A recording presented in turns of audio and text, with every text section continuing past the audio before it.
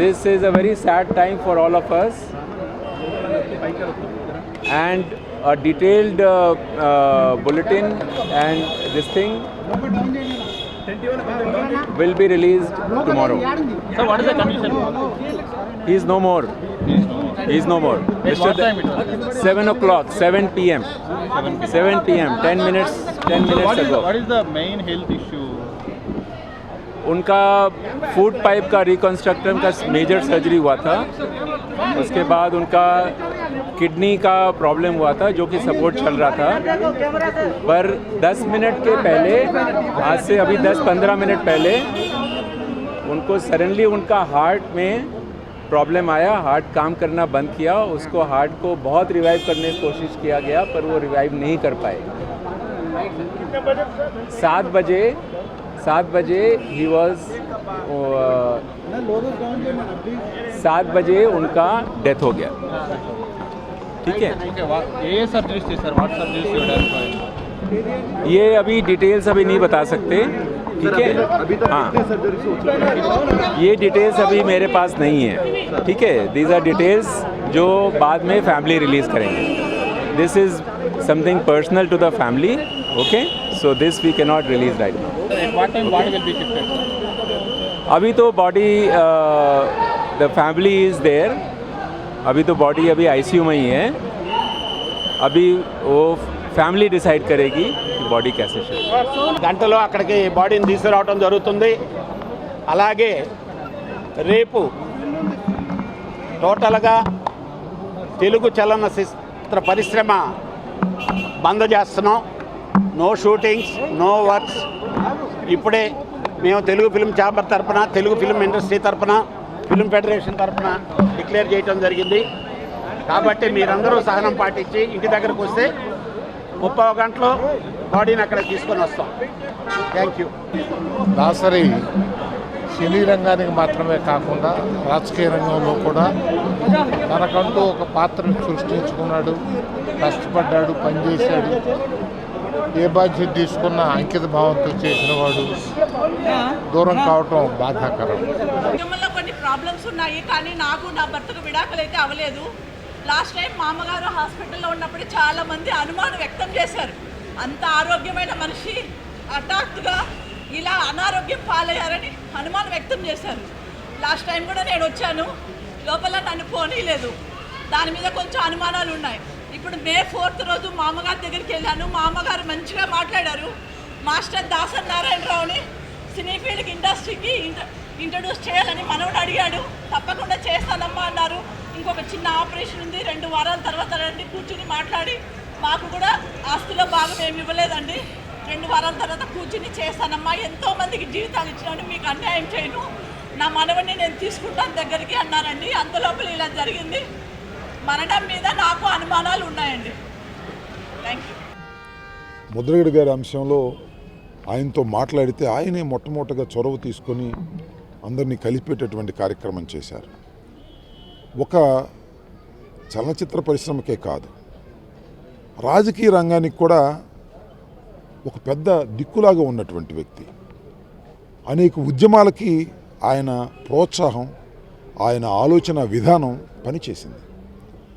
అలాంటి మహోన్నతమైనటువంటి వ్యక్తి మరణించడం చాలా బాధ కలిగినటువంటి అంశం.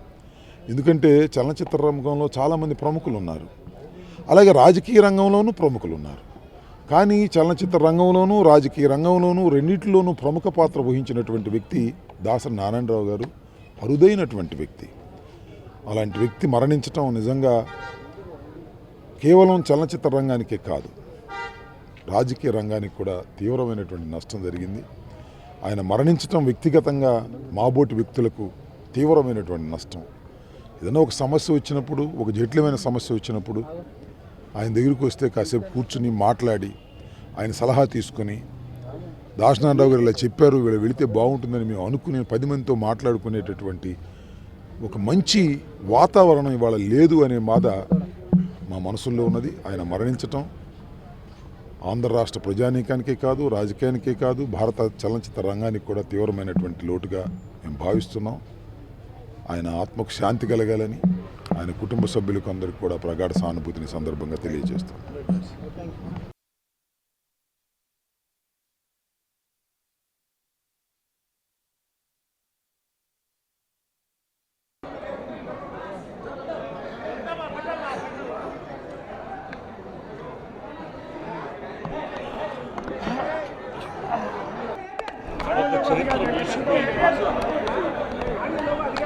భారతదేశ చలనచిత్ర చరిత్రలో ఒక నూతన అధ్యాయాన్ని సృష్టించినటువంటి ఒక మహానుభావుడు.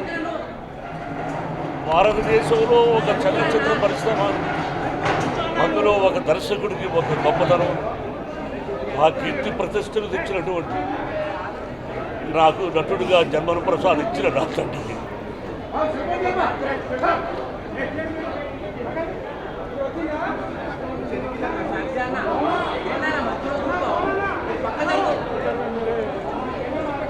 తెలుగు ఇండస్ట్రీకి ధ్రువ నక్షత్రం రాలిపోయింది బాబు.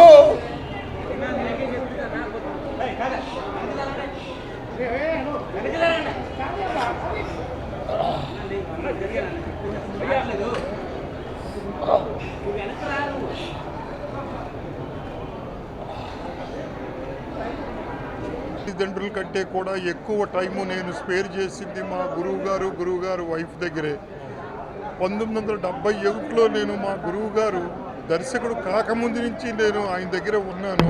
నన్ను దర్శకుడు చేసి ఈరోజు ఇంత పేరు ప్రతిష్టలు తీసుకొచ్చిన మహానుభావుడు నాకే కాదు, చిత్ర పరిశ్రమలో ఎవరు చూసినా గురువు గారు అని పిలిచి ఆయన ఈరోజు గురువు గారు రేపు నుంచి లేకపోవడం అనేది మేము అసలు తలుచుకుంటే బాధ వేస్తుంది. ఇది అసలు ఘోరమైనటువంటి విపత్క పరిస్థితులు. అయితే చిత్రసీమలో దర్శకుడికి ఒక గౌరవం తీసుకొచ్చిన దర్శకుడు ఆయన పుట్టినరోజుని దర్శకుల దినం, దర్శకుల డే అని విశ్వనాథ్ గారు ఒక సభలో అనౌన్స్ చేయడం కూడా జరిగింది. దర్శకరత్న దాసరి నారాయణరావు గారు తెలుగు చలనచిత్ర పరిశ్రమకు ఒక తండ్రి లాంటి వాడు. తెలుగు చలనచిత్ర పరిశ్రమ హైదరాబాద్లో ఏర్పడినప్పుడు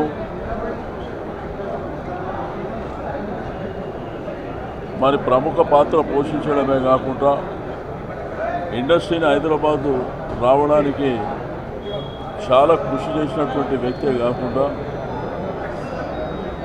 ఒక డైరెక్టర్గా 151 చిత్రాలు నిర్మించడం, మరి కొన్ని వందలాది కథలు రాయడం. అయితే ఒక డైరెక్టర్గానే కాకుండా ఒక లైట్ బాయ్ నుంచి టెక్నీషియన్స్ వరకు ఎవరైతే ఆ చలనచిత్ర పరిశ్రమలో పనిచేసేటువంటి పేదవాళ్ళకందరికీ దేవుడుగా ఉన్నటువంటి వ్యక్తి.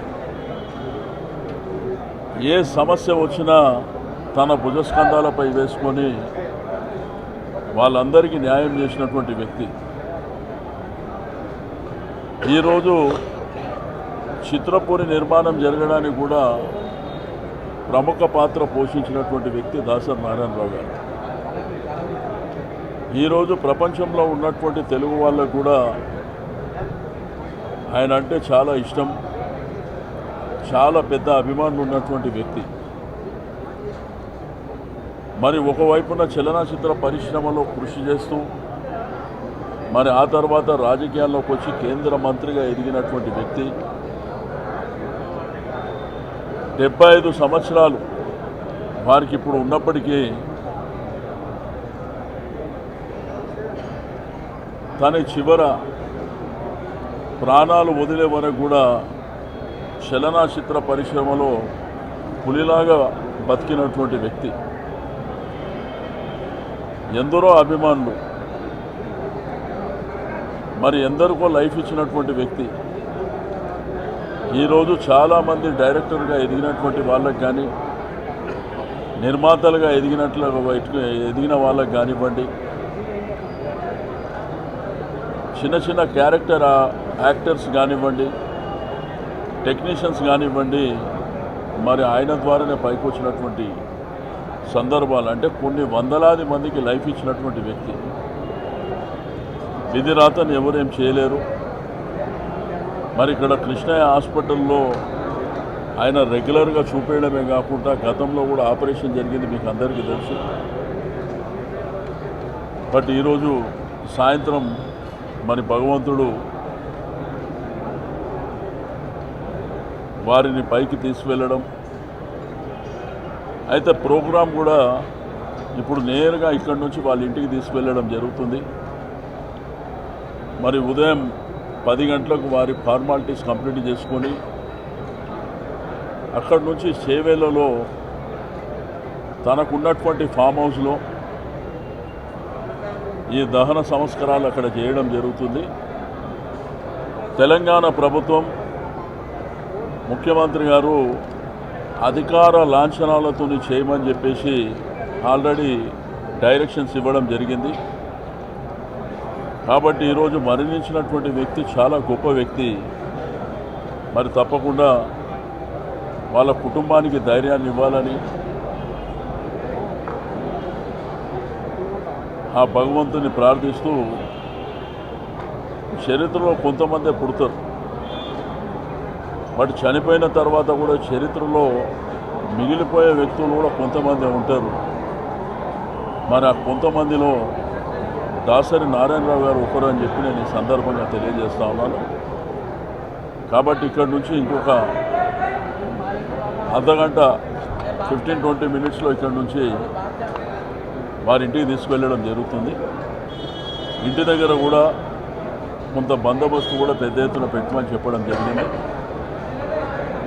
మరి ఎందుకంటే ఉదయం నుంచే ఇప్పటికే రాత్రులే చాలామంది వస్తుండ్రు కాబట్టి ఉదయం నుంచి ఇంకా ఎక్కువ మంది అభిమానులు రావడానికి అవకాశాలు ఉన్నాయి కాబట్టి మరి ప్రభుత్వ పరంగా అన్ని జాగ్రత్తలు తీసుకోవడం జరుగుతుంది. రాజా వన్నారెడ్డి గారు డైరెక్టర్, గురువు గారికి అత్యంత సన్నిహితులు.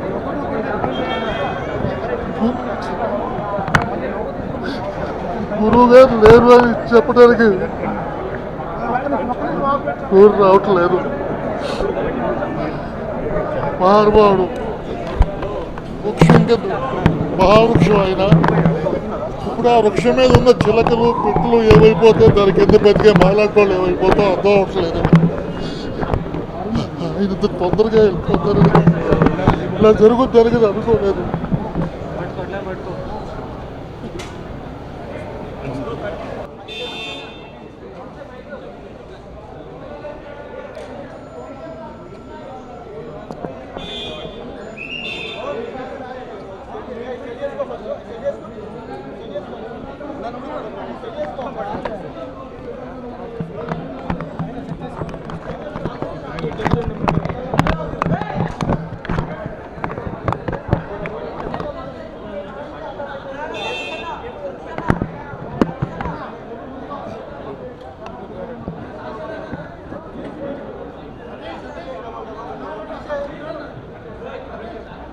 మా గురువుగారు ఇప్పుడు 6:45 పరంపదించారండి. తెలుగు సినిమా ఇండస్ట్రీలో దాసరి గారిది ఒక శకం అండి. క్రీస్తు పూర్వము క్రీస్తు తర్వాత అన్నట్టు దాసరి గారి ముందు దాసరి గారి తర్వాత అన్నంతగా ఓ ఎవరెస్ట్ శిఖరమైంది. ఆ మహానుభావుడు మరణం ఈవేళ ఆయన శిష్యులు అయినటువంటి మాకే కాదండి, యావత్ తెలుగు ప్రజానీకానికి, సినిమా రంగానికి, రాజకీయ రంగానికి, సమస్తానికి కూడా సత్యరం లోటండి. ముఖ్యంగా తెలుగు సినిమా ఇండస్ట్రీలో నాలాంటి పేదవాళ్ళకి, బడుగు బలహీన వర్గాలకి నీది ఏ కులము, నీది ఏ మతము, నీది ఏ ఊరు, నీ అమ్మా నాన్న ఏం చేస్తారని ఏం అడగకుండా ఏ ఆశయంతో మేము మద్రాసు వెళ్ళామో ఆ ఆశయాన్ని నెరవేర్చిన మహనీయుడు తెలుగు సినిమా ఇండస్ట్రీ ఓ అంబేద్కరుడు మా గురువు దాసరి నారాయణరావు గారు. అలాంటి మహానుభావుడు గొప్పతనాన్ని గుర్తించి గౌరవించి కేసీఆర్ గారు రాష్ట్ర ప్రభుత్వ అధికార లాంఛనాలతో ఆయన అంత్యక్రియలు జరుపుతున్నందుకు ఆయనకి నా హృదయపూర్వక వందనాలండి. మహాకవి ఆత్రేయ గారు అంటారు, పోయిన వాళ్ళందరూ మంచోళ్ళు, ఉన్నోళ్ళు పోయిన వాళ్ళ తీపూర్తులని. మా గురువు దాసరి నారాయణరావు గారు మనందరికీ తీపూర్తి. ఆయన ఆశయాల్లో మున్ముందు సాగాలని, 10 మంది కోసం ఒక ఇండస్ట్రీ పెద్ద దిక్కుగా ఎక్కడ సమస్య ఉంటే అక్కడ స్పందించి నేనున్నాను మీతో అంటూ ఆ ముందుకు వచ్చే ఆ నాయకత్వ లక్షణాలు ఏమైతే ఉన్నాయో, ఆ మానవీయ కోణాలు ఏమైతే ఉన్నాయో, ఆ ఆదరణ ఏమైతుందో, ఆప్యాయత ఏముందో, ఆ అండాదండ భరోసా ఏమైతుందో అది అందరూ కూడా ఓన్ చేసుకొని ఇండస్ట్రీ ఉన్న పేదవాళ్ళకి, బడుగు బలహీన వర్గాలకి, సబ్బన వర్గాలకి, కార్మికులకి అందరికి కూడా మేలు చేయాలని నేను మనస్ఫూర్తిగా కోరుకుంటున్నానండి. God bless his soul, God bless us. Telugu సినీ పరిశ్రమ ఒక కొండంత అండ, బంగారు కొండను కోల్పోయింది.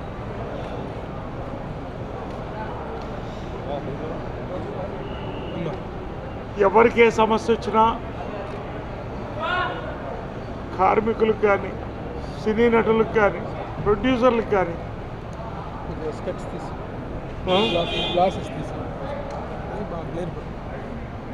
ఎవరికి ఓ సమస్య వచ్చినా తలుపు కొడితే పలికే దైవం దాసనారాయణరావు గారు. చిన్నప్పటి నుంచి నా 10 ఏళ్ళ నుంచి పరిచయం. అమ్మని తాత మనవడు సినిమాలో ఎంతో అద్భుతంగా చూపించిన వ్యక్తి మా కుటుంబంలో భాగం. అమ్మని చెల్లెమ్మ అని పిలిచే ఇండస్ట్రీలో ఏకైక వ్యక్తి దాసరి గారు. ఈ రోజున మొన్న ఆయన ఇంటికి వచ్చేసారు, బర్త్డే జరుపుకున్నారు, ఆయన బ్లెస్సింగ్స్ తీసుకున్నాం. ప్రతి సంవత్సరం ఆటోగ్రాఫ్ చేసి ఇచ్చేవాడు ఆయన. ఇంకా నమ్మలేకపోతున్నాం. ఆయన ఉన్నారనే ఇంకా మాకు నమ్మకం. ఇండస్ట్రీ అంతా షాక్లో ఉంది.